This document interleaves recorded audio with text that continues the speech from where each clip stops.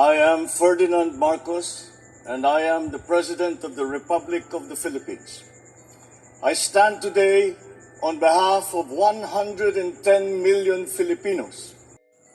Hello people and hello universe, it's me again. Shoutout sa inyo mga kapwa kong Pilipino, especially di Marcos Liris and supporters. Nakikita ko, yan po si Pangulong Marcos Jr.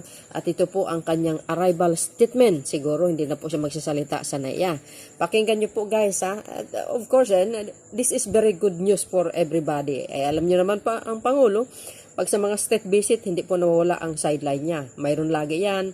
Hindi man natin na ipakita yung bilateral meeting niya guys kasi yung may audio doon, yung boses napakaliit, hindi nyo madidinig, no? So, sayang. But anyway, good news para sa lahat kasi, well, investment na naman, milyones yan mga guys, ha? Ganun pa man, pakinggan po natin ang kanyang statement.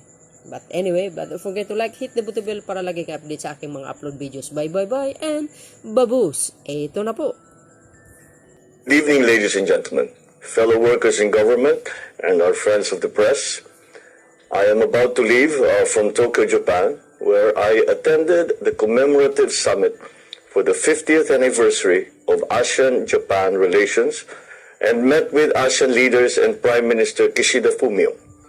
Throughout the summit and other related events, we discussed the future of ASEAN-Japan relations and emphasized the need for ASEAN to have an active role in maintaining peace, security, and stability in the region. We also advocated a rules-based Indo-Pacific region that is free and open, guided by the shared fundamental principles as enshrined in the UN Charter and the Treaty of Amity and Cooperation in Southeast Asia. We highlighted the need to promote respect for sovereignty and territorial integrity, settlement of differences or disputes by peaceful means, and renunciation of the threat or use of force. I called attention to the worsening plight of the people of Myanmar and urged the proactive engagement of all stakeholders so as to alleviate the situation through the 5-point consensus, the United Nations mechanisms, as well as the AHA Center. The summit highlighted Japan's commitment to promoting friendship and camaraderie amongst the peoples of ASEAN and Japan through various initiatives, including the Japan-East Asia Network of Exchange for Students and Youth, or Genesis program. This has been supported by the Philippines since 2007.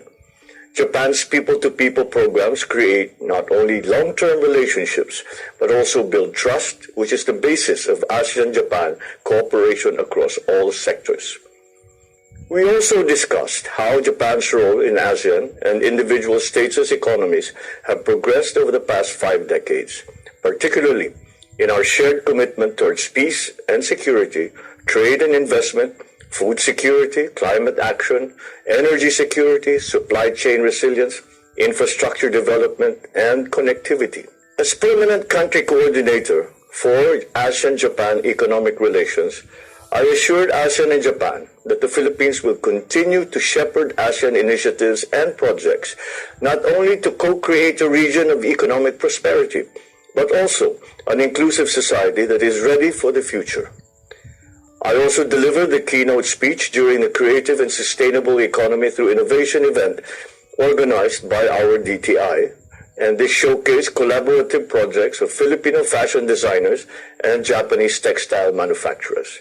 Wow. In the area of investments, I'm pleased to update you on the progress of business commitments signed by our valued Japanese partners during my last visit to Japan in February.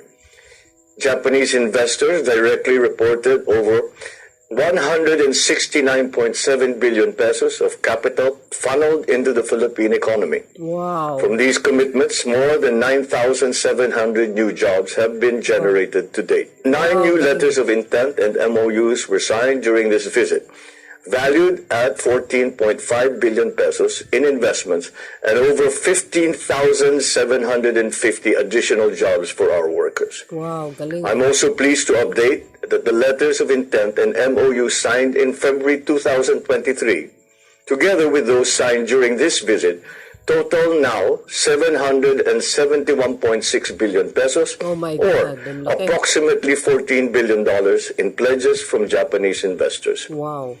This significant investment is anticipated to create around 40,200 jobs, marking a positive and promising development for our collaborative efforts. We also concluded 2 memoranda of cooperation, one between the DNR and the Ministry of the Environment of Japan in the field of environmental protection, and the other between the Coast Guards of the Philippines and of Japan.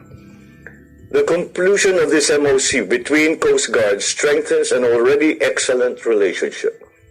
On this last day, I attended the Asia Zero Emissions Community, or AZEC, leaders meeting, where I apprised AZEC partner countries of the current Philippine initiatives towards promoting clean energy transition.